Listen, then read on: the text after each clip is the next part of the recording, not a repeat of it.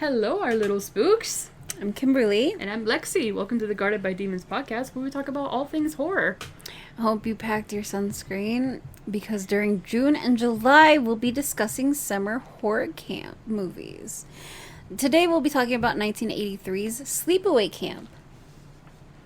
And this is my first time seeing this. It was very fun.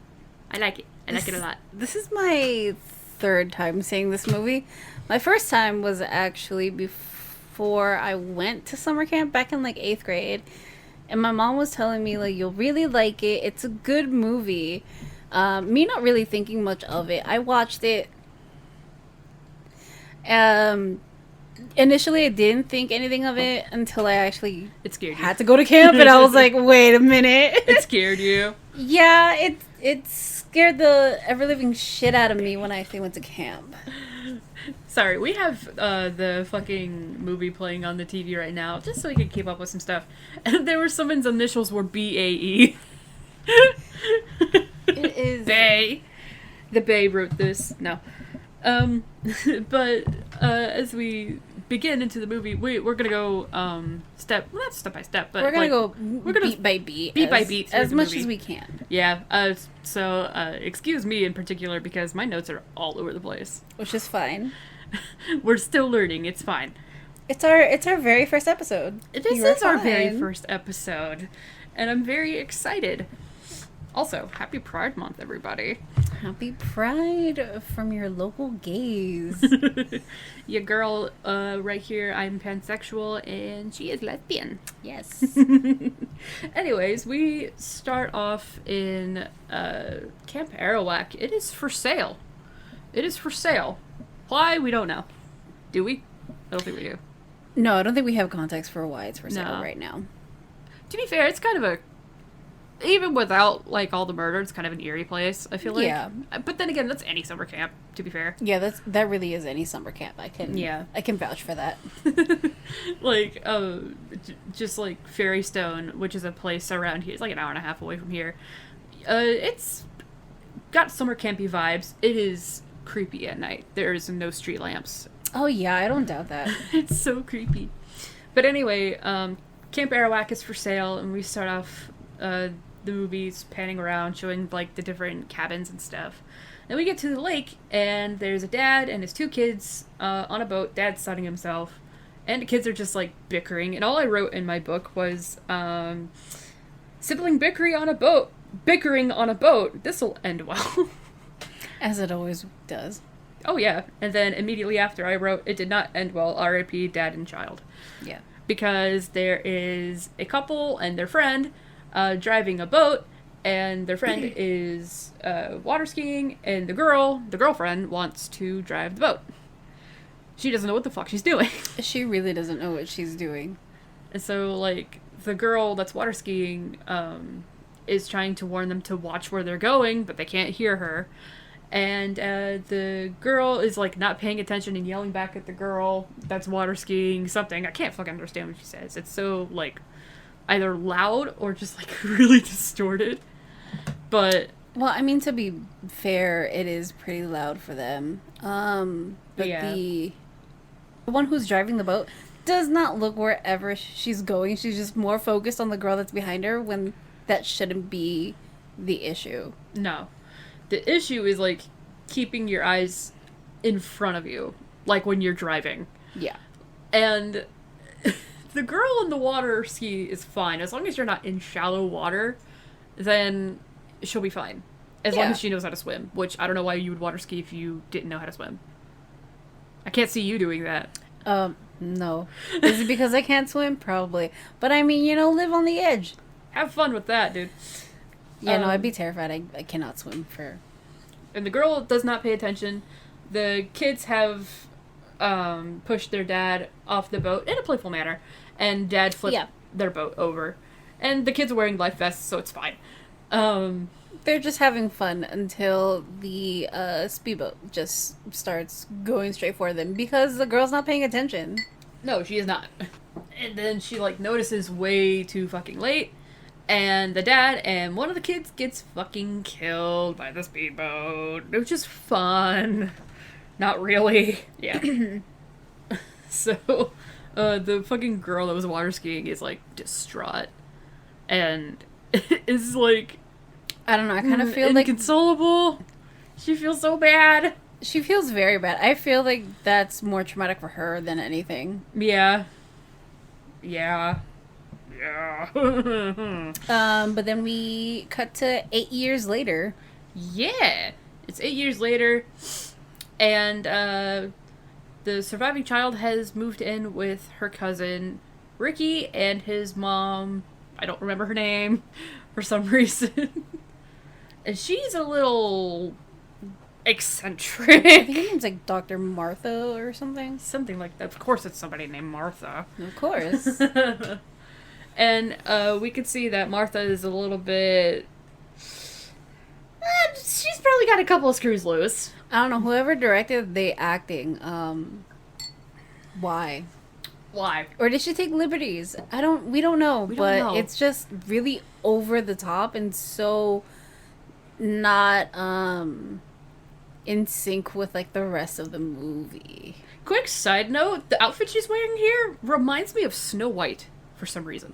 It has the colors of Snow White because she's wearing a yellow cardigan. She has, like, the blue and red cap with the red bow tie. She's also got really pretty dark black raven colored hair. Yeah. And the blue eyes. But yeah, it's Snow White vibes. Snow White vibes. But she's a schemer. I guess she's being weird about giving them their papers for getting physicals for the camp. Which is weird because she does mention that she's a doctor. Yeah. But she's just kind of a little bit. She has a little screw loose. Just a little bit. It's okay. But I mean, I guess it depends because like, you could be any type of doctor. Yeah. So we don't know what type of doctor she is. Yeah, she doesn't say. She just says she's a doctor. But we also very clearly see here that Angela is clearly traumatized because she is voluntarily mute. Yeah, she does not talk at all. And she's really shy throughout the movie for the most part. But, yeah, she doesn't talk a whole lot. She always has a very expressionless look on her face for the most part throughout the movie. Yeah. Just, like, very blank stare. Her eyes are, like... empty. It's the only way I can describe it, which I don't blame her. I mean, no, I don't blame her either, considering what she has gone through and had to live with. Yeah.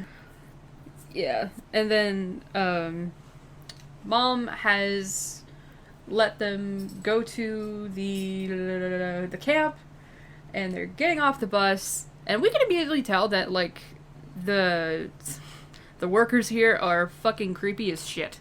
Yeah, because the cook just immediately starts to sexualize the kids. Brr.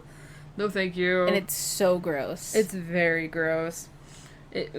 No thank you. No thank you. Fucking nasty ass. And yeah, it's like the cook and one of the other kitchen staff. They're having that conversation, and it's just super gross. Yeah, we don't... just watching those kids like. Oh yeah, there's like I still can't remember this guy. I can't remember his fucking name. He and Kimberly has told me this before, but like he's wearing booty shorts, and that was common in the 80s. Yes, yes, it was. I love that for the men. Wear booty shorts more often, please. Booty shorts and like crop tops and like short tank tops are just like the norm. Yeah, we also meet Mel here. I also noticed that he's constantly smoking a cigar. Yes. Constantly. Mel is like the head of the camp. Head of the camp. He runs everything. He's easily in his 60s. Yes. And the adults are being creepy right now. Just fucking gross. And Ricky's always just like trying to help Angela in this movie, no matter what. Ricky and his friend Paul. But Ricky's like always looking after Angela, telling her where the cabins that she's gonna stay in are, and just always tries to check on her, just whenever. Yeah, just a checkup. He's a good cousin. He is a very good cousin. He's doing his best. And here we have Paul and Ricky talking to each other, and Paul tells Ricky that Judy has grown boobs since the last time they saw her. And all I wrote down in my book was Judy Jugs. Judy Jugs. Judy Jugs. Jugs Judy. Just fucking... Judy is a bitch in this movie. Judy is a real bitch. She is the bitch of the camp. The main bitch. Not the... Well, she's basically the lead bitch, but she's not in charge of anything. No, she's not in charge of anything. She's just the camp mean girl. Yeah. She's just fucking mean. Yeah. Because she likes the attention. That's the wrong way to get attention, guys. Do not be mean for attention. No one should be mean for attention. That's not going to get you anywhere. That's going to get people to hate you. I'm sorry. You can be pretty as much as you want. People are going to hate you for being mean. Yep. Oh, Lordy. But then we come across the counselor again with booty shorts, and all I wrote down in all caps in my notebook was, longer shorts, please. Because the only reason why I said that is not because I care about his ass. I'm just scared that his dick is just, like, gonna pop out at some point for some reason. Oh, there are going to be movies that we're going to watch for this podcast that are going to be full frontal sometimes. Yeah, I know. So, we're gonna watch Midsummer at some point. Yep. There's gonna be full floppy dick in that at some point. We got cult movies. Yeah, we got cult Not movies. coming up, but, like, sometime. Planned. We've got the next year or so planned, you guys. Yes, we have the next year or so planned, but also everything can change. Oh, yeah. Everything could change. It's just a little blueprint of what we have. Yeah. It's always good to have plans. But, the head counselor, the nice one, she very much reminds me of the girl that was nice to Carrie in Carrie. Sue Snell. Sue Snell. Yes. They look very similar to me. They do. Like the curly hair and the really bright blue eyes. Yeah, really especially with, remind like, me their of each eye other. shape, too. Yeah. It really does look like her, but it's not her. It's not the same actress. No. Yeah, this girl. She looks... I swear I've seen her somewhere before. I just don't know where. I have no idea. I have to look her up for sure. And I can't remember her name for this either. Oh, I don't remember her name either. I always just remember her as the nice one. Yeah. And it's always, like, the mean ones that you kind of remember their names for, like Meg, Judy, Billy. Meg and Judy, Billy. There's always some jackass named Billy in these things for some Yeah. reason. You notice that? Yes. It's such a stereotypical, like, It's dude true, name. but honestly, the only redeemable one is Billy from Stranger Things. Yeah. In our opinion. A lot of people Yeah, really just don't like Billy. in our opinion, he was redeemable in Yeah. season 3. Yeah, people were like, oh, he had to die to redeem himself. I'm like, No. that's the greatest redemption. What do you mean? He apologized too. Which, Yeah. I mean, words can be empty, but, like, he also died. He meant it. He meant it, and he died. Yes. But anyway, we're getting off track. We'll get to Stranger Things next year when the final season comes out. I mean, probably this year, because we have to do every single season in one episode. That is true. Well, we don't have to do every single season in one episode. No, not one episode. Just season and episode. Yeah, that's... Okay, I see what you mean. But yeah, so now one of the counselors is taking Angela back to the kitchen to see if she can eat anything, because apparently she hasn't eaten Is anything. my man roasting pineapple and ham right now? Yes. Look at that! What the fuck? Alright. What do you mean? What the fuck? Ham and pineapple.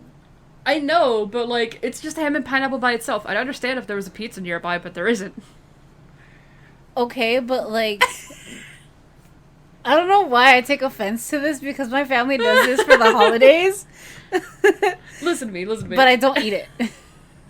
Exactly, so I don't know why you're getting offended. Because my family does it and they eat it.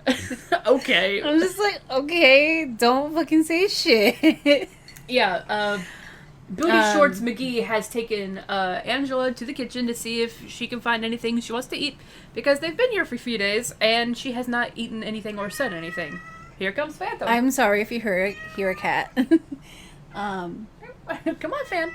Yeah, come on. It's her cat, Phantom. Yeah, he likes to announce himself whenever he comes inside. To be fair, it was raining, and he is very annoyed because he thinks that she can change the weather. He's wet. Oh, he a wet boy. Of course he is. So the counselor, Booty Shorts counselor, Hi there, Phantom. Booty Shorts McGee. He leaves Angela in the care of the cook. The gross ass cook. We almost get a sexual assault scene. Yes. Which is not cool. At all. But Ricky catches him before anything happens. Thank God. Yeah, but he gets, like, pushed against the shelves. Yeah, didn't this actually, like, really hurt him, IRL, when this happened? No, I don't think so. No? I thought it did for some reason. But, because he gets fucking slammed up against that shelf, dude. Like, oh, yeah, he does. Also, the way the cook, like, punches the box that's in front of him, like, nearly missing Angela. Uh-huh. That always freaks me the fuck out. Yeah. Just, ugh, jeez. But yeah, that's played off as, like, oh, he probably just scared them both, you know? Yeah, lovely. Mel is so reliable. You just don't understand. Oh, definitely not. Also, we are still in the kitchen, but it's a little later.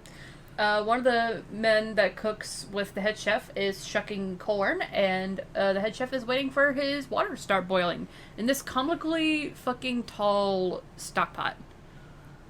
The stock pot looks like a cartoon. It fucking does. Like, we're talking, like, he has to stand on a chair to be able to get to the top of this thing. Yeah, like, that, honestly, I do think that would have taken hours. Like, it wouldn't have taken the small amount of time that the movie probably displays it. Yeah.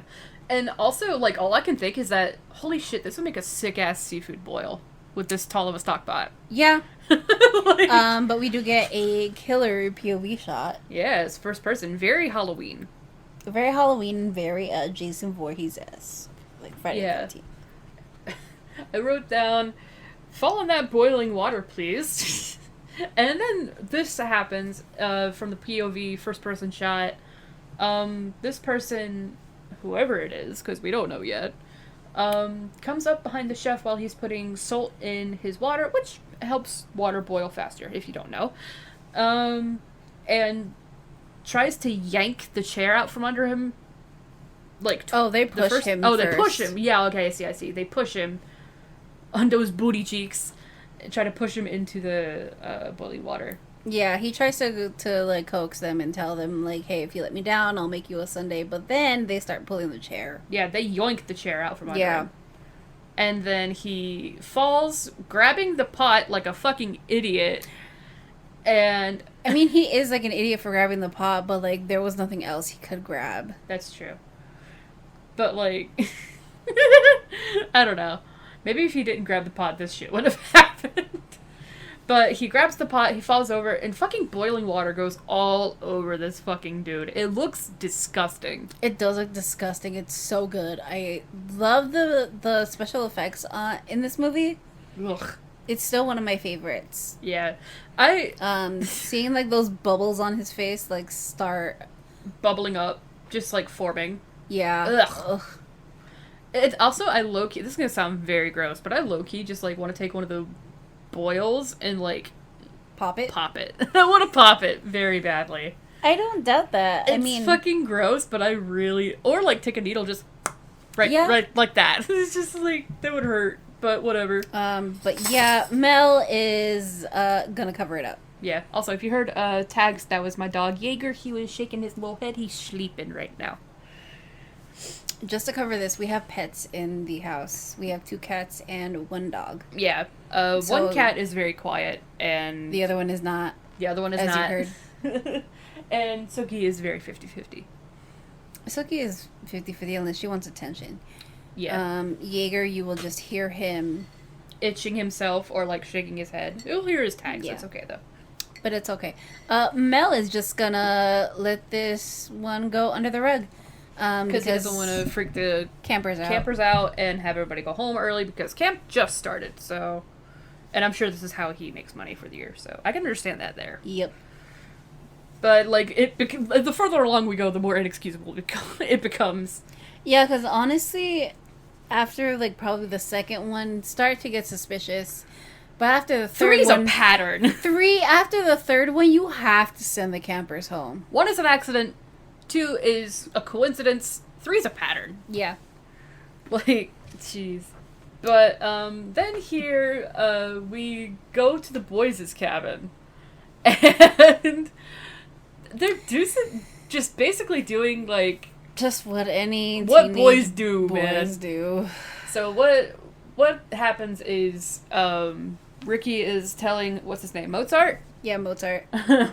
That, and Mozart is laying on the ground, on the floor, on his back, with a towel over his face. And Ricky's saying stuff along the lines of, oh, this will, like, keep you weighed down if you believe hard enough.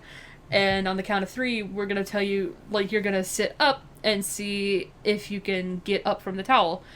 And so he counts to 3, and when Mozart sits straight up, Ricky takes the fucking towel off his face, and just Mozart gets his face, like, smacks against some dude's ass cheek, which is really fucking funny. I think they get in trouble for it a little bit, which is fine.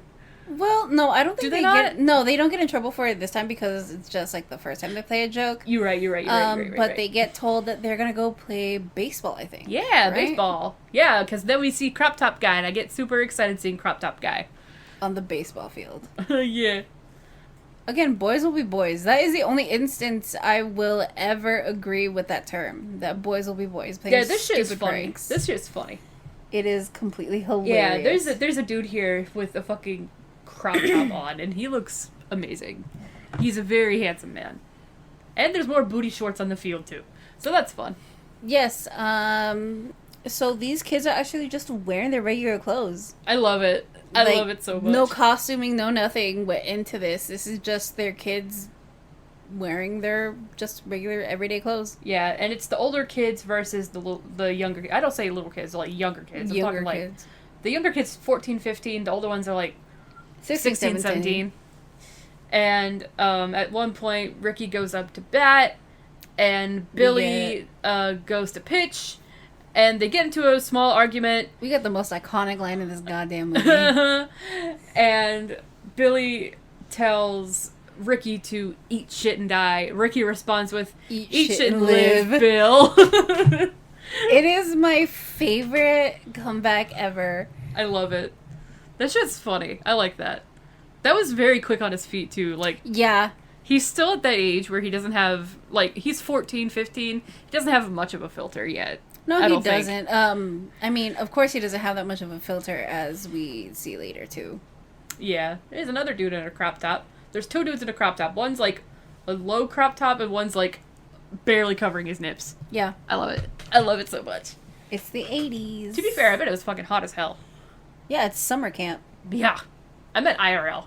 Not even just for the sake of the movie.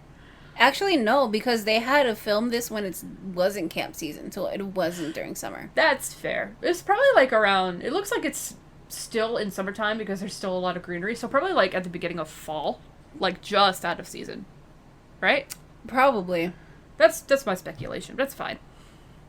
Oh, It's Mozart. alright. Mozart was playing like a little handheld game here on the field a second ago. But, where were we? I mean, I do think his little game was a baseball game. Yeah, I understand that completely. Yeah. That's me with Wii Sports. Like, You with Wii Sports. yeah, I would rather play the baseball game on Wii Sports than IRL baseball, because I hate running. I mean, honestly, to be fair, same here, but, I just can't see the fucking ball. That's a mood. I feel that. Yeah. I feel that. So we get to this. The younger campers win the baseball game and start taunting the older campers. And the thing is, it's like The older campers are acting like 11-year-olds. They're being man-children. Yes, like, they they're so are. pouty over a fucking baseball game. Look at this guy with his fucking snake shirt and his mullet. That's how it is.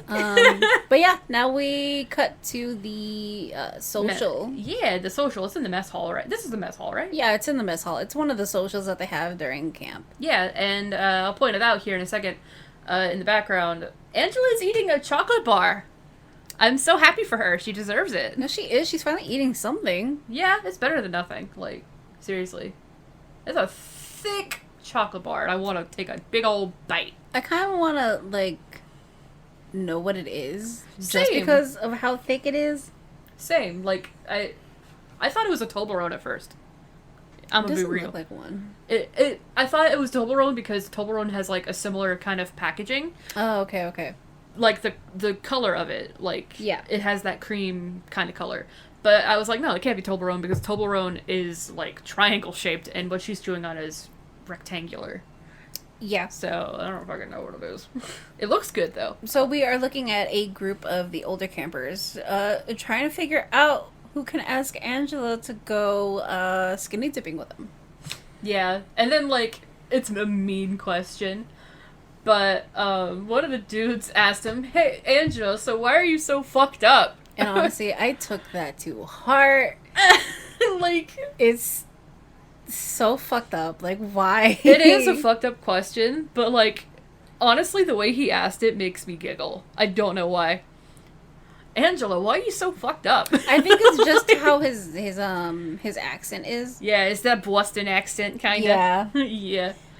So we have Mel coming in and With a cigar, as always. talking to Meg, Who is probably way too young. probably like 18, 19 at most for it to be like a camp counselor. If I had to guess, Mel could be like 65. At most. At most. And then we get Ricky and Paul coming into the mess hall. And I literally just put in my notes, like, why the fuck is Ricky wearing that ridiculous cowboy hat? Like, it's so big on him. Oh, well, he's wearing a Cowboys shirt. That's probably why. Oh, well, yeah, probably. But goddamn, that hat was Dog just, like... pile! Is this, like, the first one or second one that we've seen in this movie? I think this is their second one. I think. Yeah, because I think the first dog pile was like right before the baseball game. Oh, okay. Maybe. Well, yeah, probably because they did that prank on Mozart. Oh, it says Converse. It doesn't say Cowboys. I can read, I swear. Yeah, it says Converse All-Star. I think the star threw me off because Cowboys has like Dallas Cowboys has like a star in their logo. I'm pretty sure. That's fair. Also, my crop top boy over here was wearing a mesh shirt. Like, nice. It's nice. It looks nice on him. But yeah, we get Paul trying to warm up to Angela. Yeah, telling Angela about him and Ricky's fun times at camp. And I think something that really like threw me and I thought was really funny was we go way back 3 years. I'm like, 3 years. That's as long as we've known each other. Yeah, we've known each other for 3 years. That's funny. That's so funny. It makes them sound older than they are. Like, yeah, we go way back. It's so funny just because like we have that like 3-year relationship. Yeah. So it's like that's not a lot of time, but okay. Yeah, to be fair, like they act like they've known each other forever like we do. Well, yeah, also it's like camp, so you only see them during summer. So I think that yeah, and also we're getting this spot here like Judy is very fucking jealous about Paul being friendly with Angela. Yeah. And Angela, this is like when she's talking to Paul or listening to Paul at the moment. Yeah, look at this guy. He's wearing a mesh shirt. I love it. It's a blue one. It's blue. It looks really good on him. It does. Angela, her face is, she's like, her eyes are so wide. She's like got that puppy stare going on. It's adorable. And she talks for the first time and wishes Paul good night as he's leaving. It's very fucking cute. He gets so excited because he's like, hell yeah. I got her to talk. I gotta hear her. It's so cute. Puppy love, dude. And Judy is just not having it. Judy Jugs is not having it. Look at that fucking mean girl stare. Shit. Yeah. Looks could fucking kill, dude. Now we cut to the lads and the ladies. The lads and the ladies want to go skinny dipping. Let's fucking go. Well, more the dudes. Dudes want to go skinny dipping, and the girls are just like not really having it. And then we get a shot of like all these dudes fucking butt ass naked running into the. Yeah. Oh, I thought that was a woman. It's 2 men. But yeah, there's 2 men by ass. There's 2 men. There's just so much ass right now. Getting high as shit on weed by the canoes. Yeah, I don't know why I always forget that scene of the 2 kids just like getting high. I can't forget it. One of them's wearing a crop top. Of course you can't forget it. I like seeing dudes wearing crop tops. It makes me so happy for them. Well, you're gonna see a lot of it because we got a lot of 80s horror to cover. Love it. Yeah, but Billy was trying to get one of the girls to go skinny dipping with them, and just said something snarky to her. I can't remember what it was now, because she denied him. He's the nice guy. The nice quote-unquote guy. Nice guy. Nice guy TM. Yeah. Meaning they'll act nice to you until you reject them, and then they're like calling you ugly and a bitch. Like, Yeah. which is gross. We have Leslie and Kenny, right? Yeah. Yeah, on a Canoe. On a little canoe. Or a kayak. I don't know what the difference is, to be honest. I think it's a canoe. Yeah, I think so. Yeah, It's a canoe, because a kayak is like, a kayak only has, like, separate seats. yeah, it has like, and it's like 2 holes that Yeah. you sit in. But, Kenny is teasing Leslie about there being snapping turtles and water snakes, and it's nighttime, so he's like, they only come out at night to feed. And he starts, rocking the canoe. boat. Yeah, And, tips them over. Yep. Like a dick. But, and he, like, she gets mad at him, she swims to shore, and As he's she like... should get mad at him. And he's like, is that a water snake near you? And there's not. There's not a water snake near her. There is nothing in there. Uh-huh. It's so mean. It's very mean. But she doesn't take him. She just swims back to shore with everyone else. As she should. Yep. As she fucking should. And then he dips back underwater and comes up. Yeah, inside the boat. canoe. Because the canoe is upside down under the water, so there's the air pocket. Yeah. And he starts playing with this fucking echo like a nerd. Which is funny. Like a child that he is. I think it's funny. That's honestly... I mean, honestly, I would do it too. I was gonna say I would do the same thing. I would do it too. But... But then someone else pops up, and In he's front of like, him. what are you doing here? And then... And he does say, like, oh, the boys will be glad to see you. Yeah. And then, like, he gets get dunked. fucking drowned, bro. Yep. Rip. Drowning's gotta be an awful way to go. It is. Ugh. Oh, it definitely is. Especially if you, like, panic so much. Yeah, if you panic, you're not gonna help anything. You're just No. making it worse for yourself, TBH. But, I just wrote Rip Kenny drowned. And the next day, it cuts to Booty Shorts McGee out on the beach being so fucking mad that these kids trashed his fucking beach. Was it Booty Shorts McGee? It was Booty Shorts McGee, I'm pretty sure. Watch, it'll come up in a second. I'm pretty sure, I won't forget Booty Shorts McGee, because his booty shorts are like fucking bright red, dude. Okay, yeah, so anyway. He's just very pissed off because none of the campers, like, put back their stupid equipment. Yeah, it's Booty Shorts McGee. Okay. Yeah, he's just, like, really pissed off. Yeah. He fucking he throws a chair and he falls back into the water. And he's so fucking pissed off. He sees the canoe washed up on the beach. And he's like, what the hell is that doing there? Also fucking mad about this canoe on the fucking beach. Oh, yeah, because it's not supposed to be there. Yeah, that's understandable. And he keeps throwing chairs, too. Imagine a kid just comes and he accidentally nails him the fucking head with a chair. God, that'd be These are freaking metal hilarious. chairs, by the way. It's like... Yeah. So he... He discovers Kenny. R.I.P. Kenny. Like, he lifts up the canoe, and Kenny is underneath it, and a water snake comes out of his mouth. I can't remember if that snake was, like, actually there, or if that was somebody's pet. Like, I genuinely can't remember. I don't think it was anybody's pet. Okay. It's a free water snake, then. Yep. I don't know what kind of water snake it is. It looks harmless, though, so, I mean, it's fine. As long as it's not a water moccasin, we're okay. Yeah. That would suck. But, Mel, again, is trying to speed everything up. We get a close-up of an officer. Yeah. He's got a very nice mustache. He's got a very nice mustache. And his hair looks very fluffy. Oh, it does. It's nice and soft. Look at it. But again, he's trying to rush everything, so it doesn't disturb any of the campers. Yeah. But most of them do leave. Yeah. Do they? Yeah, most of them do leave because you don't see a lot of them later on in the movie. That's fair. Yeah. And, like, I don't want to put this out now because this just reminded me, but, like, in the credits, it, like, thanks two people for all of their amazing children. So I guess a lot of their kids were, like, extras in this movie. Yeah. Just the way it was stated makes it seem like these people had, like, a shit ton of kids for some reason.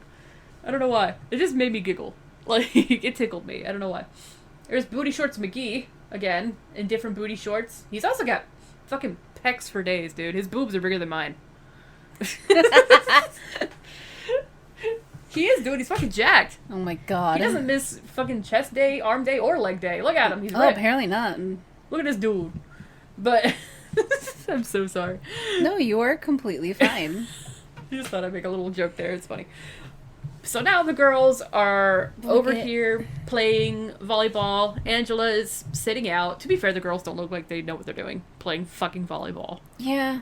I wouldn't Also, play- Judy has a shirt that has her name on it. like, bruh. You should have put across her chest, local bitch. Like, God. So then we have Paul talking to Angela. he's a sweaty fucking mess because he's been playing tennis with the boys. Mm-hmm. And I can't remember what he's asking her here. They're just talking, I think, having a conversation. Are you sure that isn't when he asked to go see the movie or something? Oh, this is where he asks Angela to go see the movie with her. And, yeah, and Judy's Judy's fucking not having it. jealous. Judy is also not wearing a bra, I just noticed. No, I mean, most girls in the 80s never really wore a bra. Ugh, dream. Oh, the big dream. But, big boobs. Big boobs. Big boobs in her. God, her back must be so happy. Her I know, boobs right? are not that fucking big. But yeah, she starts complaining because Angela's talking to all the boys and she's not participating. All the boys, aka two. One is her Yeah. cousin. 2 and 1 is her cousin. What is this, Alabama? No. It does not go that way. It does not go that way. It does not go that way. They're very brotherly and sisterly. So Meg is, like, telling her to participate and just being a bitch. Fucking Meg. And the nicer counselor is like, she doesn't have to if she doesn't want to. Yeah, Sue Snell tells her it's okay. You don't have to. She does. She looks like Sue. It's so fucking weird. She does. That's her name for us because we We'll just don't call her remember her Sue. name. We're We just don't gonna know call her her name. Sue. Yeah, just imagine the girl from Carrie. That's what she looks like. Yeah. And I'm just like, I wrote down in my fucking thing, I wrote, Paul's nice, smiley face, fuck off Judy, nice camp lady, another smiley face, and then I put them all together and I just fucking wrote volleyball, just so I can remind myself that this was in the volleyball scene. But it doesn't matter because we have the movie playing right now. So, after the movie, this is after the movie, coming from the mess hall, and Judy and Paul are holding hands, and it's fucking adorable. Judy? Why did I say Angela Judy? and Angela. Paul. Judy was right behind them, so I Yeah. was like, fuck. Ricky tries to ask Angela if he can walk her back to the cabin. Yeah, Ricky still has a thing for Judy. Ricky, you deserve better. You could do better. It's okay. Yeah. And Paul is walking Angela back to the cabins, and he sneaks a couple of kisses from her without Angela's consent. She doesn't say anything. She's too, like, shocked about it after the initial first one. Then he asks if he can have, like, another one. But she doesn't say anything, and he still goes for it. Yeah.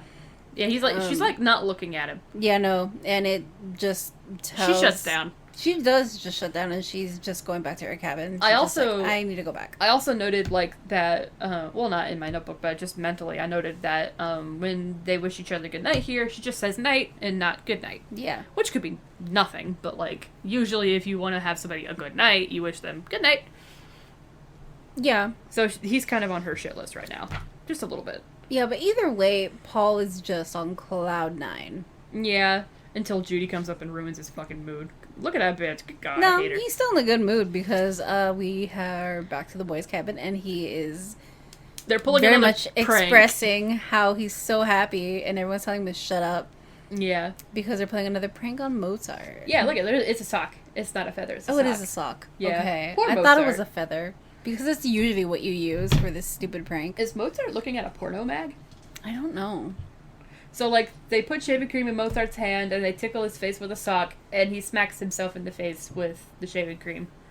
He gets. Oh, it was a nudie mag. I saw It a naked was? back, yeah. Oh my god. Oh, and Mozart pulls a switchblade and starts chasing them around.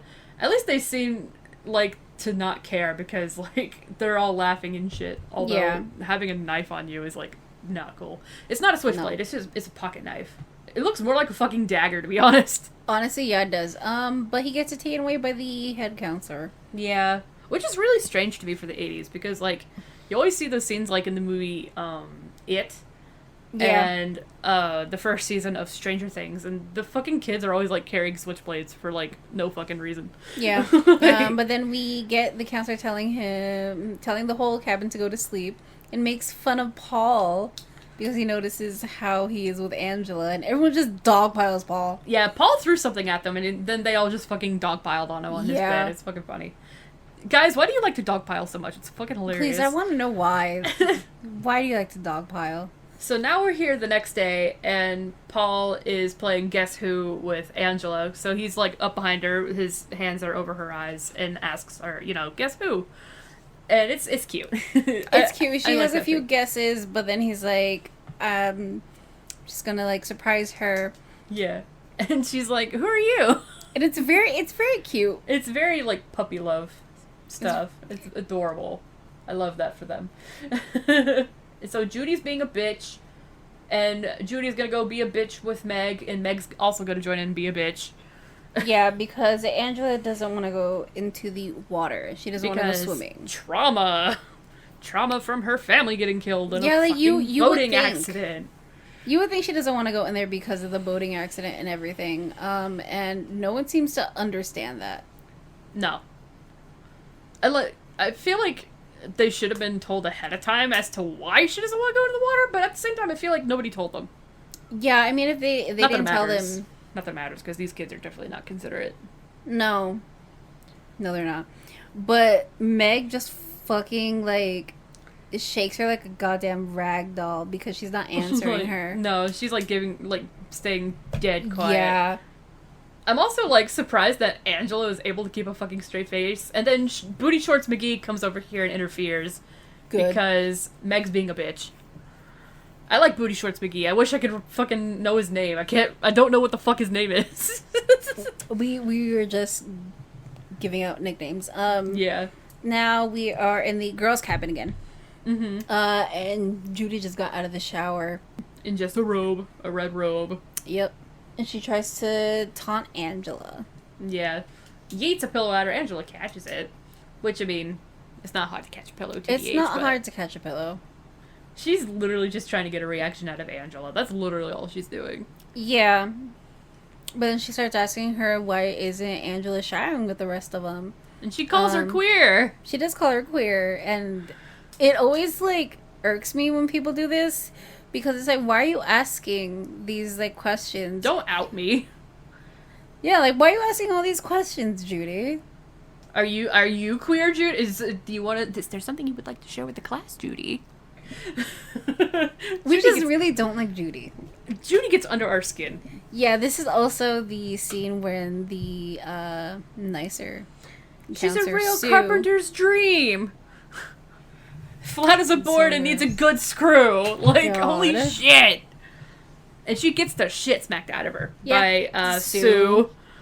Sue fucking slaps her, and it's Sue feels real so good. fucking guilty. This looks so familiar to me, by the way, and you already know why. Do I? My brother? Oh, yeah. Yeah. I will not tell that story. If we have a Patreon, I might tell that story. You don't need to tell that story at all. No. But but then we cut to outside when Angela starts walking out of her cabin, and the boys are on the older roof boys playing with water balloons. Yeah, I know. I never think that it's, like, safe every time I see this, because I'm just like, why would you play water balloons on a roof that you could easily fall from? Yeet fucking water balloons at Angela. And fucking Ricky is over here cussing them out like a fucking sailor, dude. Yeah. Ugh. And then Paul comes to the rescue, because Paul's nice when he wants to be. When he wants to be. And then Mel just fucking grabs Ricky. Mel was also, like, right behind Ricky when he ran over there, teaching little kids how to swing a fucking baseball bat. Yep.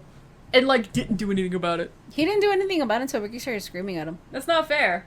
That is not fair. Well, I mean, to be fair, he probably didn't even see it because he was focused on what he had to do. That's fair, I guess, but... So, there's that. Jeez, man. At least he interferes here. Yeah. The only time he interferes for a good reason. Yeah. But then Ricky gets in trouble because of his language. Yeah. It's fucking stupid. Ricky is really funny in this scene to me because, like, he comes off as, like, and I mean this in the most loving way possible, when you're, like, a teenager and you, like, start feeling comfortable with swearing, you swear every other word. Oh, yeah. That was me. That's still me every now and then, depending on how heated I am. I'm like, oh, I'm gonna swear every other fucking word. But Paul and Ricky are making sure Angela's okay, and Mel actually makes sure that Angela's okay for a second. But he's still trying to teach the kids how to swing a baseball bat. Yeah. And then the older kids are flipping them the bird and shit. Because they got in trouble. Maybe if you didn't throw water balloons, you wouldn't get in trouble, you dick. Possibly. Maybe. We get the dude that's gonna go take a shit. Yes. Oh, boy. He's gotta go to the bathroom, so he's picking out a magazine so you can read it. It's, Billy, right? Yeah, it's Billy. Okay, yeah, it's Billy. R.I.P. Billy. But, he goes to take a shit, and we cut to a POV of a stick or a handle of some sort closing the bathroom stall, like keeping them shut. The bathroom door stalls shut, sliding in between the handles, and he gets trapped in there, which he could just crawl under here. Yeah, because there's a space that he can just crawl under it. And I just didn't understand why he didn't do that. But also, he was in a panic. Yeah. After someone starts cutting the screen window behind his stall. And, a stick with a wasp's nest at the end of it pops in. They just drop it in there, and he's panicking, trying to figure out, like, how to get out. But he's just stuck. Yeah. Because the doors are locked. I also wrote down, not the bees! with this part. Oh god, not the bees! This is also another one of my favorite special effects makeup. It's disgusting. It is very disgusting, but it is one of my favorites. Yeah, it's gross. My man, you can literally just crawl under, and you don't. Like, my top 3 for this movie, it's the burning of the cook, Billy. This one. Billy and the Bees. Billy and the Bees. And the very last one of this movie. We will not mention yet. No. It's infamous, and you'll know about it. If you have seen this movie, you know what we're talking about. Yeah.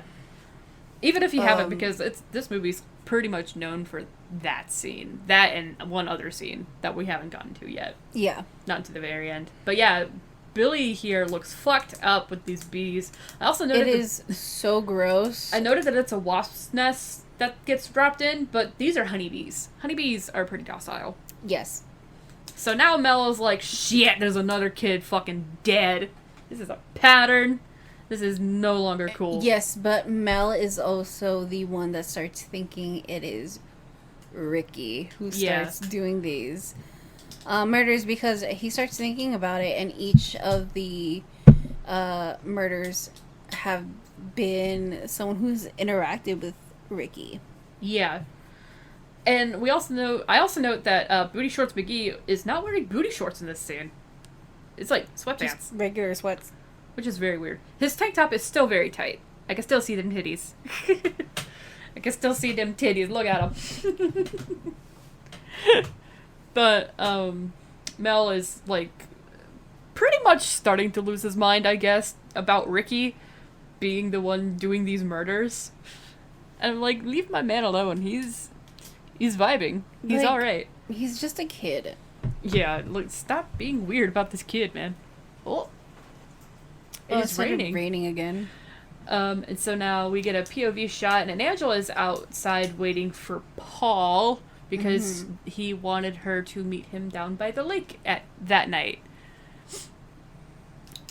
But it is not the murderer.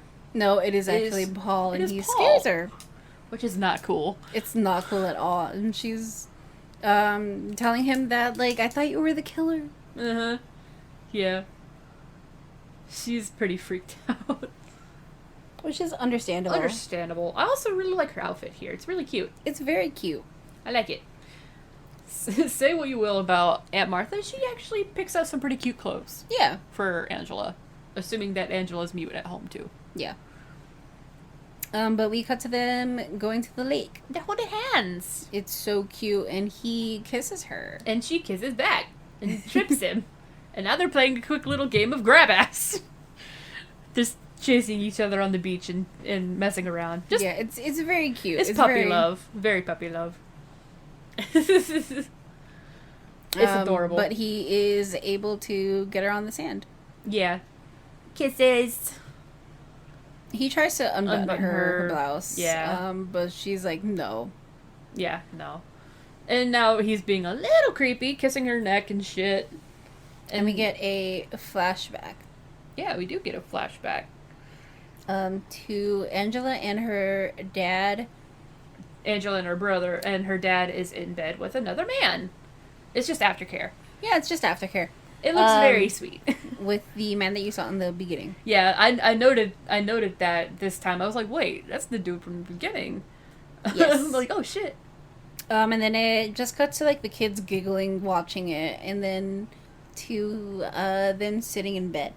And the little boy is pointing to Angela. Not sure why. Does that ever get explained? Either. I mean, it probably. It implies something, I bet. I don't like the implication, but I don't like the implication either. But also, it probably has something to do with why she just got freaked out with Paul and ran away to her cabin. yeah, which I can understand. And then the next day, it shows these two counselors. I think the guy who's acting like he's swallowing a pole right now is a crop top guy, because he's got like the same shade of skin that crop top guy wears, and he's got the same hair. Yeah, that's the same guy. He looks like Mario Lopez. Yes. A little bit. He's very handsome, though. I like him. He's cool. And they're explaining the rules, and all I wrote was, you're not swallowing that pole, dude. Like, it's very obvious it's fake, that he's not actually swallowing the pole, which I think was the intention. The other camp counselor is doing bunny ears behind him. So now we go to a game of Capture the Flag, and they're playing grab ass. It's basically flag football without the football, which is fun. And Paul's trying to apologize to Angela here. Yeah, she tells him that like she's sorry that she wasn't ready. Yeah. But Paul just starts being a dick. Being a dick. Like, I didn't do anything wrong. Bro. Yeah. Yeah, you fucking did, bro. So then it goes to Angela is walking away from the game because she doesn't like participating in the games or anything like that, which I don't blame her. I don't think I would either, to be honest, because it's all very physical and I would throw up every day. I mean, the only thing I ever joined was the hike that we went on, the rope climb, and archery. That's all I ever. Archery is always fun, no matter what. It's always fun. But yeah, now we have a conversation between Ricky and Angela. Yeah, Ricky's got a plan to capture the flag, and he needs Angela's help. And they have to cut through the woods to be able to get to the enemy team's flag. And they go into the woods together, they split up, and Angela comes across Paul and Judy sucking face. Yeah, and it's fair to mention that Judy just says that, asking him, like, it was really good, and Paul's just like, yeah, I guess so. Yeah. And they're still kissing, and Angela's pretty upset. Yeah. And I think Ricky spots them, too? Ricky's the one that spots them first. Okay. And then she's in the background. Yeah, she's in the background. It isn't until, like, I think the first or second kiss that Angela sees them. And that's when, like, Paul sees her and starts like running after her after Angela runs away. Yeah. It sucks. It does suck because it's like, what the hell? That kind of thing during like puppy love stage and like honeymoon phase that is hurts. like hurts. But Ricky does tell Judy off and flips her off. Yeah. Like he calls her a bitch, I'm pretty sure. And I just wrote, Judy a bitch, you suck, Paul. Go away, Paul. Yeah. But that's not gonna happen. Yeah. Judy can have, like, any fucking boy in this camp, but she chooses these two just because of Angela. And she obviously has, like, her fucking feelings hurt by Ricky flipping her off. Look at that face she's making. Yep. She's upset. But now we are back at the lake, and Paul is trying to mend things with Angela, but Judy comes up and says that Paul called her a fucking prude. Which is not true at all, but he gets fed up very quickly and just leaves. Yeah. And then Meg and Judy decide that they're gonna make Angela swim with them. So they think pick it would her be up. Very funny. They pick her up and yeet her in the lake, and Angela is screaming the entire time she's being carried. Yeah. It's also noted that Ricky tries to help Angela before she gets thrown into the water, but Mel literally just holds him back. Yeah, because Mel thinks that he's gonna hurt somebody or some shit like that. Yeah, it's just Mel trying to get a confession from Ricky, and it's not gonna happen. There's nothing to confess. There is nothing to confess with Ricky, because Ricky is not the one doing anything. At this point, like, with all these fucking murders, like, you would think the camp would, like, shut down That's already. what I was getting ready to say. I was like, all these kids would, like, be sent home and would be shut down, and we'd be like, this camp would not happen ever again. To be honest, it's like, jeez, man. Oh yeah, look at the background. There's a Booty Shorts McGee's working out. Look at that. He's working out. Damn, he's wearing a shirt. I'm surprised, actually. But yeah, Mel's just being really creepy with Ricky. It's just fucking weird. Look at that face. He's so angry, so angy. Look at that fucking face. Jesus. And then Judy's still over here taunting Angela, being a bitch. We haven't even gotten to Angela being yeeted into the lake yet. Angela's like just keeping a blank stare on her. Oh, and there's Meg. Fuck you, Meg. Yeah, but either way, she gets thrown into the lake after so much protest. God, Meg but is Ricky, tall. She is. She's the tall girl. So Meg picks her up. Angela is like screaming and pounding on her back, telling her to put her down because she does not want to go to the water. And also, it's noted after they get Angela out of the lake, Ricky finally breaks free of Mel because Booty Shorts McGee over here tells Mel to get his hands off of him, basically. Yeah. Just let him go. Because he's a minor. He is a minor. But you cannot do harm on a minor. No. But he's able to break free and able to get Angela out of the lake. But as they're walking back to the sand, the little kids that are right there playing start kicking sand at Angela. Yeah. Like, fucking hell. Fucking mean, dude. It's unnecessarily mean. There's another Booty Shorts McGee. Oh, It's the lifeguard. That's the lifeguard. Oh, the lifeguard was the one that got pissed off. I thought it was Booty Shorts McGee. The lifeguard's the one that got pissed off about the stuff being in the water. Yeah. That makes more sense. Yeah. But to be fair, they have similar shorts and they look similar to each other. One's wearing a hat, the other isn't. They're It's both fine. still wearing booty shorts. But yeah, Ricky is now consoling Angela, making sure she's okay. Yeah, it's poor Angela. Jeez, I'd be having a fucking panic attack. But yeah, But now we are getting the schedules for the counselors. and Meg's got the night off. Meg does have the night off. And who is it? Eddie, right? Eddie. Eddie is in charge of taking the younger campers out to go actually sleep in the woods. Yeah, one of these dudes is sitting on like a Harley Davidson with his girlfriend. It looks Which is like really cool. It's a really pretty bike. And then Meg walks up to Mel and tells him about the dinner he promised her. And so she goes off back to the cabin to get a shower, but there is a line of girls waiting to get a shower. Yep. So she goes next door to get a shower. And this is where like she's humming that weird song, right? Yeah, just humming in the shower like a nonsensical tune. Doesn't make any sense. Honestly, there's nothing wrong with singing in the shower, but it just sounded really weird because it's not something like known. Yeah, I think like we're just being weird about it because It just sounded weird. It does sound weird, but also we're the type of people that listens to music while we're in the shower. Yeah. Because we're able to without like risk of being electrocuted. Yep. Like we're giving her shit, but it's just It's completely normal. it's normal. It's just a weird tune. Yeah. Honestly. It's like doesn't make any sense. But whatever. But then we get a POV shot. We get a POV shot of somebody coming up to the wall that's like the shower wall. Yeah, because the showers are like stalls, pretty much.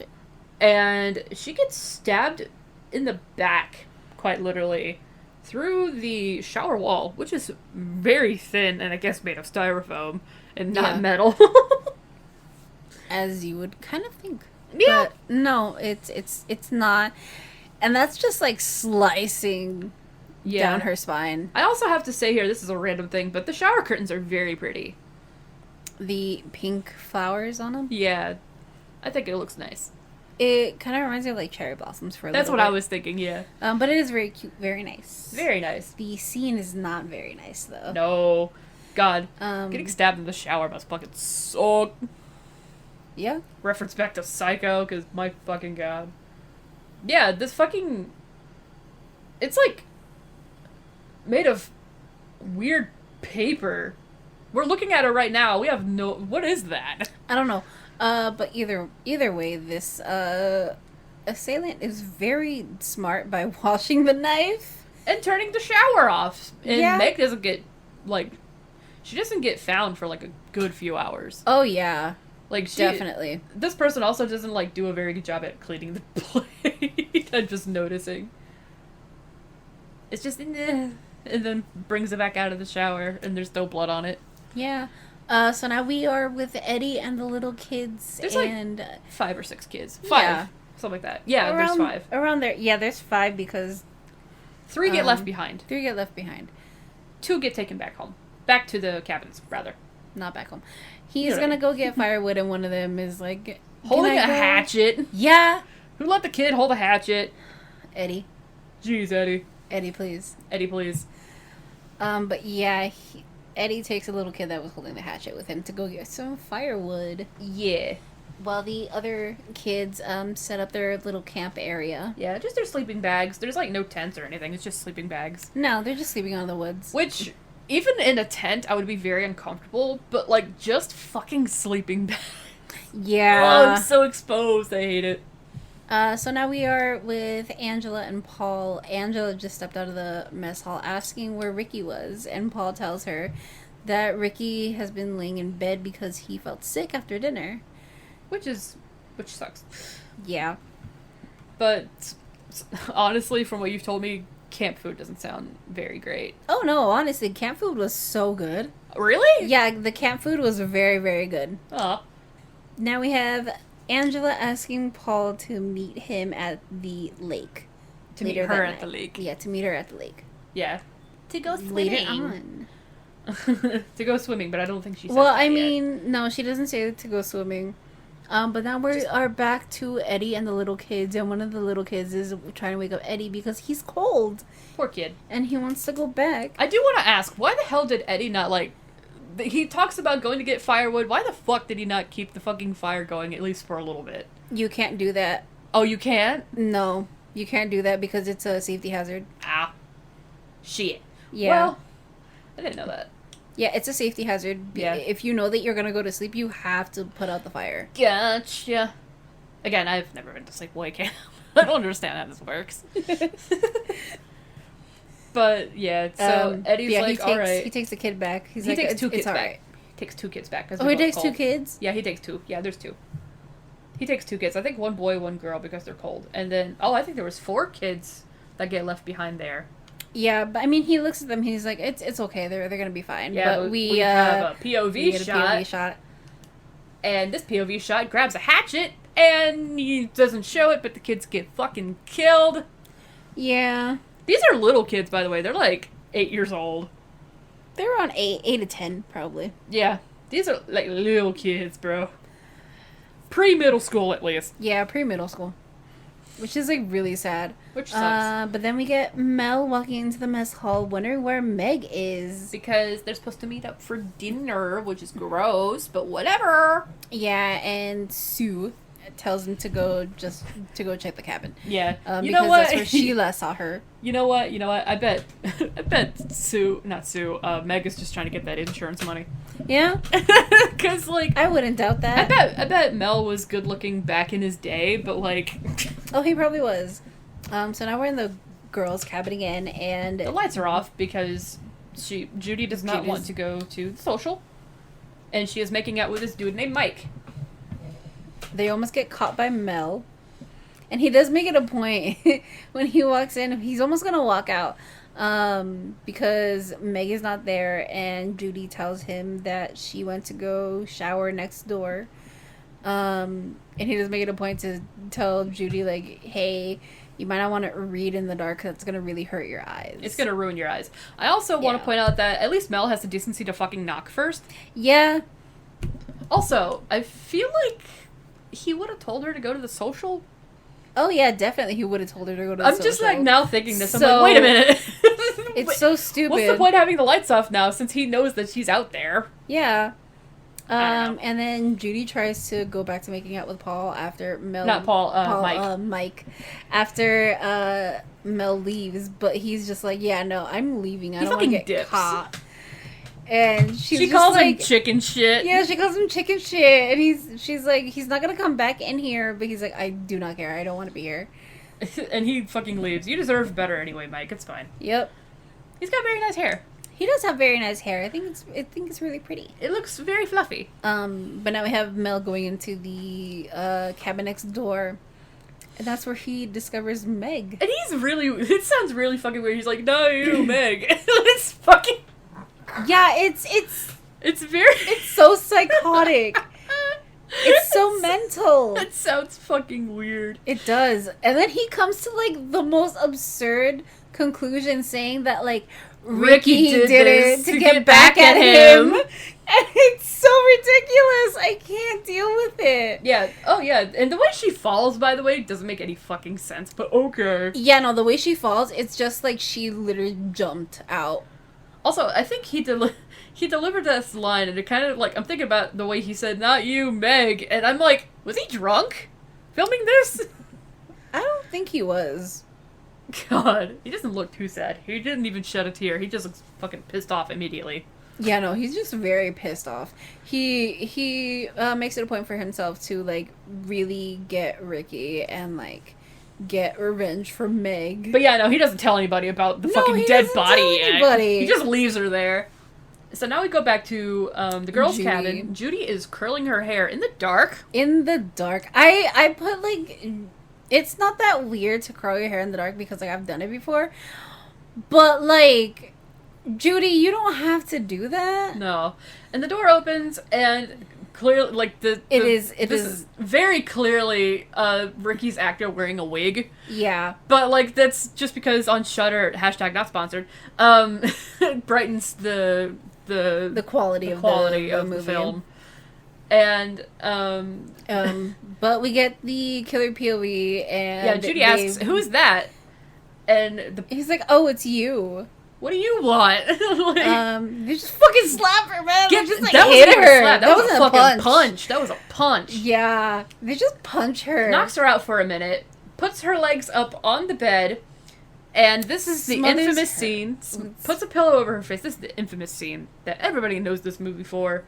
The infamous curling iron scene. Yeah. The killer takes the curling iron, spreads Judy's... Well, puts the pillow over her face, spreads Judy's legs, and it doesn't show it explicitly. It doesn't, but you see the silhouette. And you just shadow. You know what's coming already. And the killer puts the fucking curling iron up Judy's gooch. Yep. And they're sizzling. Yep. There is sizzling. It's... even we don't have sound on this thing, but like it's so disturbing. It's very... Stop it. I'm sorry. It's so bad. It feels so bad for people who for the people who have vaginas. It's not great. Oh yeah, I keep forgetting that she's just like dumped under the bed. I didn't even realize that. That's fucked up. Honestly, that is where she should be. Yeah. And then we cut to Eddie discovering there's the 4 kids. massacre of and these kids, and he throws up. As he should. As he should. Like, that's a normal reaction seeing all that. Yeah, that's 4 kids. I thought there was only 3. Oh my god. That sucks. Yeah, I was Eddie. like, I'm pretty sure he only took 1 kid with him. No, he took 2. He took 2. He took 2? Yeah, there was, Why am I only ever seeing 1 kid? Yeah, there was 1 kid over here and the other over here when they were walking back. Oh, it's probably because it was dark. Yeah, it's okay. Yeah, there was 2 kids. Okay. But yeah, 4 kids get slaughtered here. And he runs back to camp. Do you want to know what? Eddie's gonna live with that for the rest of his life. He's gonna feel so fucking guilty. Oh yeah, because he left them there. He just left them there, dude. Realistically, Eddie would be so traumatized, he wouldn't want to go back at all. And so now, Ricky's feeling better. He goes to the mess hall and asks one of the counselors if he can go in there to get a snack because he got sick after dinner and he was hungry, which makes sense. Yeah, but he comes out with like a bunch of candy. With like, and I think like a bag of chips, I'm pretty sure. We'll see here in a second. It was probably a bag of chips. Yeah, there's like... It's got candy. No, it just looks like candy. Oh yeah, it is just candy. Yeah, it's just candy. Alright, well... That's he's fair. enjoying that candy. And as he's walking in the background, we get one of the other counselors getting that phone call about the kids and telling them to. Oh, I didn't even. Oh yeah. Yeah. Wow. He gets a phone call about the kids, and he's like, "Okay, call the cops, and Yeah. they have to like round up all the Fucking Mel campers." fucking comes up to Ricky, starts manhandling, like he has him in a chokehold. He's dragging him into the woods Yeah, slaps him to so the hard that he fucking falls to the ground. and starts wailing on Ricky. Like literally ape shit. Just fucking wailing on him. There he goes. Pounding his fists on him. And it was funny because you asked me, like, does Ricky die? And I was like, Ricky does not die. There is no way anyone could die from just pounding I just thought, on like, you. the double... This. Yeah. I thought that was like, oh, shit. I thought he was gonna fucking kill him. No. Like, knock him out at most and probably draw a little blood, which... He does. He does. And he's, like, so happy because, as of right now, he thinks he killed Ricky. Oh, yeah. Oh, the dog is scratching himself. But yeah, he's so happy. He's like, I did it, Meg. I did it for you. You can see the latex on his neck here. So yes, that's because it's good quality right now. Yeah. Oh, I saw the wire. Yeah. But Mel starts walking towards the archery setting, and he gets an arrow through the throat. Yeah, we get a shot of a person holding a bow and arrow and twirling the arrow in their fingers, or in their hands. Like, just, like, not actually twirling it, but, like, kind of moving it in between their thumb and finger. Yeah. And fucking shoots him in the neck, which is a very good shot. And I would like to note that even if the quality was poor, we could still see the wire pulling the fucking arrow. I think it's funny. But it's a good little trick, to be honest. So we have Paul waiting for Angela. Down at the lake. Yeah, on the little beach. And when she arrives. Yeah, she arrives, and she tells him to take off his clothes. No, she tells him that she wants to go swimming, and he's like, but we don't have swimsuits. Oh, yeah. You're right. And she's telling him, like, just take off your clothes. And he gets super excited. Skinny dipping. And it's so funny how, like, boys and just men in general are so excited for that. And, I mean, I gotta be honest. Not in a mean way. Not in a mean way. It's not in a mean way. He's very excited. Yeah. He's very excited for that. But honestly, if a cute girl asks us that, yeah. Gay panic. It's just gay panic, honestly. Yeah. Oh, so officer from earlier, who was it for? Billy, who got the bees, is back. And it was for Kenny. Was it for Kenny? It was for Kenny. Oh, okay. And now he's got a different mustache. He's got a different it's a prominent different mustache. Yeah, it doesn't blend well. But yeah, he finds Ricky on the ground unconscious. But alive. But alive. He's alive. He's alive and probably in pain. But they're carrying Ricky out of the woods back to the cabins. I think it's Mario Lopez carrying him right now. Oh, probably. And then they are checking in on the other cabins, and I think this is where they find Meg? Yeah, because Mel decided not to tell anybody about it. Yeah. Like, I mean, he's just hell-bent on beating the shit out of Ricky. I think he just wanted an excuse to do that. And then we get a close-up of the officer, and the mustache is just so ridiculous. It's so fake. Yeah. Compared to how his mustache was earlier. Yeah, they said they didn't know they were going to need him again, is the thing, and he's shaved. Yeah. Which I pointed out that, hey, he could have, like, just shaved in between because it's been a few days. But then you were like, continuity, though. Yeah, it's continuity. Yeah. So we have, Booty Shorts McGee. And it's Booty Shorts McGee, surprisingly not wearing booty shorts. And Sue. Looking for Angela and Paul because they have round up everyone else. And they're missing. They, actually do see Angela. She is naked. And caressing Paul's head. And he looks like he's asleep. Peacefully. And she's humming a tune. Her lap. Yeah. He is also naked. Yep. She's humming a tune. She sounds very scary. They are approaching her, asking if she's okay, and that to follow them because they need to go back. Yeah. And here we have a flashback with Ricky's mother. With Martha. Honestly, her outfit's really cute in this. Her outfits are very cute. She's a very pretty woman. Yes, she's a very pretty woman. She's very eccentric. Right now, she is talking to a child with bandages all over their head. Yes. And talking about how she already has a little boy, and she's so excited to have a little girl now. Yes, because she just can't have two boys in the house. She wants to have a boy and a little girl. Mm-hmm, and names her Angela. Or we can just assume that was... that was the sister thing. It was Peter and Angela. Yeah. So Peter's the one who survived. Peter became Angela. Yeah. Peter became Angela because Martha wanted a little girl and was raised as Angela. Which, to be fair, this is like a 6-year-old kid. Yeah, around there. Around there. Looks. He looks really young, so I really want to say like around probably around 6 or 7. But yeah. So now, God, his head was smiling. That was kind of fucking scary. I didn't know that. So Paul's head falls as Angela stands up, making this god awful noise. It's so weird. It's like growling noises. It's like gurgling, growling. Yeah. There's a penis. Yes. It's full frontal. She stands up and basically... The reveal is that Angela is Peter. Is actually Peter. Yeah. Although... and that's the end of the movie. It has a green filter and freeze frames and credits. Credits roll. And that's it. Angela was Peter the entire time. Yeah.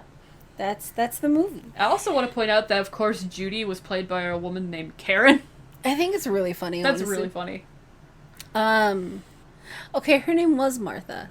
Amazing. Good guess. Nice. But yeah, and that's the end of it. It also is discussed in the later movies that Angela did transition fully. So yeah. Yeah. So technically, Judy earlier also was not wrong for calling her queer. Because I don't know how to say this. I don't know how to explain it, but like she's not wrong. Because she's at some point she is not wrong. She's not wrong. Because she's canonically trans. Yes. Which I think is cool. I love it. Although I know you're not a fan of the sequels. I am not a fan of the sequels. No. But if you guys make us watch it, I will just have to suffer through it. Because there are going to be a lot of movies that we're going to watch that I don't really want to watch. Yeah. But, you know, that's just what I got to deal with. There's like one in particular that's I Know What You Did Last Summer, and I know one of the fucking sequel, like, is it I Will Always Know What You Did Last Summer? That's fucking god awful. I'm pretty sure. Right? Yeah. Because it has no one from the original. Oh, God. And I'm like, okay, whatever. I mean, the second one has, like, Jack Black, so. Yeah. Isn't he in the first one? I thought he was only in, like, the second one. I thought he was in the first one. Oh, well. Whatever. Either way. Honestly, this was such a great movie. Great movie to start off with for this podcast. Definitely. What do you rate it? I rated it an 8.5 out of 10. Because I had a good time watching this movie. Yeah. I mean, I also rated it an 8.5 out of 10. For, like, the budget they had, it's a pretty solid movie. It's a very solid movie. It's a very solid, like, indie movie. Yeah. Honestly, where do you rate it on, like, scares? Scares? It's honestly... For someone like me who does not watch a whole lot of horror movies, so I'm gonna have to for this podcast, this is a really good, like, starter horror movie. It's not particularly scary because there's, like, but it's just, like, it doesn't really have the same elements as, like, your typical, horror movie. It doesn't really have jump scares. There is some eerie music with the POV shots of Angela going to kill people. Honestly, the scariest parts of this is, like, watching Mel get unhinged the further along we go, and the actual, like, kills are pretty gnarly. Yeah. And more than anything, I think it's just, like, a really fun movie. It's a very fun movie. Honestly, like, with my first initial like, watch, I would kind of rate this, like, a... Sorry, I dropped my pen. You are completely okay. Honestly, I would rate this, like, on a 3 out of 10 for scares. my very, very first watch, just because it did not help that I had to go to camp, like, No. week. Yeah, That way to freaked set the me the tone there, fuck Mom. out. Way to set the tone. Of course. My mom knew what she was doing, honestly. That was rude. Very rude. But honestly, right now, my scale would have to be just like a 1 out of 10. It's just a very enjoyable movie. Yeah. It's not particularly scary, but it's good if you want to, like, ease into the horror genre. I think it's literally only rated R because there's so much fucking swearing in it. Like, especially that one scene with Ricky just fucking going ham at Billy. Oh yeah, when they're on the roof. Yeah, when they're on the definitely. roof. Just boys being boys. There's so much dogpiling in this movie. There is so much dogfight. Like, please, honestly, guys, Why? why? It's funny, but why?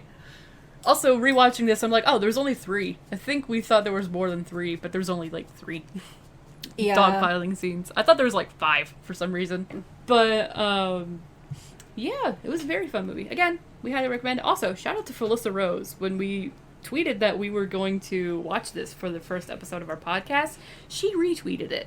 Yeah, Felissa Rose is Angela. Is Angela Baker. And she is actually very active in the horror community.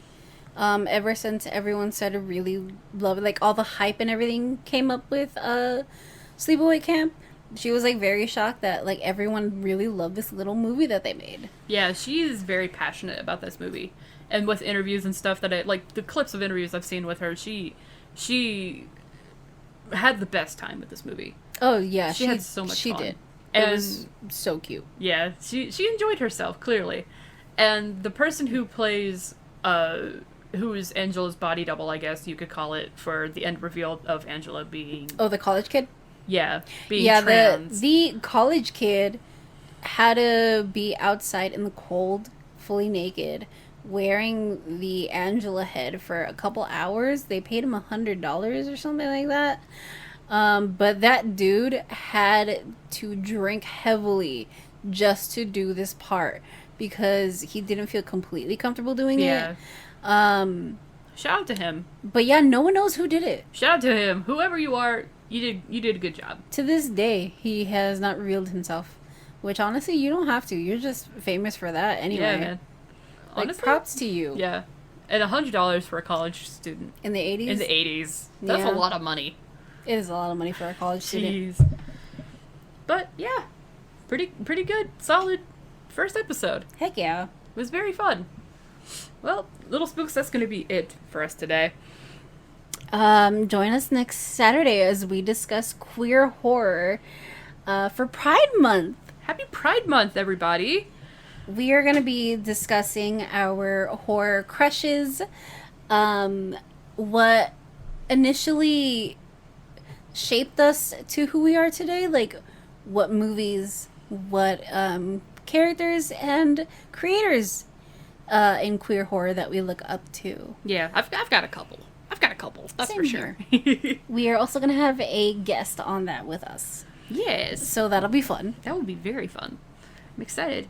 And you can follow the Guarded by Demons Twitter at Guarded Demons to be kept up to date on things, and you can interact with us there.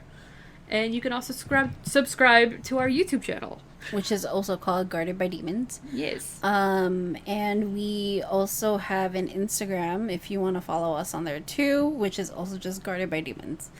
And we have a email. We do have an email. It hold on, let me get it up real quick. This is not part of our notes. But But it is Guarded Demonpod at gmail.com. yeah, guardeddemonpod@gmail.com. You got it. Yes. Good job. I'm glad you remembered because I didn't. It's okay. It's okay. But yeah, you can write us. You can send us anything on there. Be Usually, nice. if you want to ask, yes, be nice. If you want to ask us like any questions for next week, and for later episodes we have planned. We have a lot of planned specifically for October. Oh yes. That we will get into like way later when it comes to that. But yeah, we do have that email. Even if you just want to tell us how we did on our first episode, that'd be greatly appreciated. If you got any tips for us to Be better. Be better. Be better at this. Do Rate, good. give us 5-star rating on Spotify. Please do. Just share our little podcast that we Also, have going where on. where can they watch Sleepaway Camp? They can watch Sleepaway Camp on Shudder if you have a Shudder subscription. We are not sponsored. We are not sponsored by Shudder. You can also watch it on Amazon Prime, free with ads, or Tubi, also free with ads. Very good movie. Highly recommend it. It's a very good movie. Again, not very scary, but super good. It's a good like entry horror, Yes. honestly. Mm-hmm. But it is also a great watch with friends. So if you Yes. have any like relatives or friends that would definitely want to watch a movie with you, this is definitely one of them. Yeah. Because it's so fun to interact. Especially if your relatives are chicken shit. Yes. This is a good intro to horror. It is a very good intro to horror. All right, once again, I am Kimberly, and if you want to follow me on my personal accounts, I'm the Lesbian Spook on Twitter, and I am Spooky Scary Lesbian on Twitch, where I play a few horror games from time to time. Most of the games that I play are Resident Evil, or I play like Five Nights at Freddy's sometimes, which I hate the jump scares. And I'm Lexi. If you want to follow me on Twitch, it is Semi-Pro Eagle, all one word. And I play a variety of games there. Sometimes I do art there too. But we also stream together on my channel a lot. On her channel too. And this is not recent, but we did play a horror game here a few months ago called Martha is Dead, which fucked us up royally. Yes, that is going to go on our little... that is going to be mentioned later on in another episode. Yes. But, yeah, you find me at Semi-Pro Eagle on Twitch. Yeah. All right, everyone. Stay Stay spooky. spooky.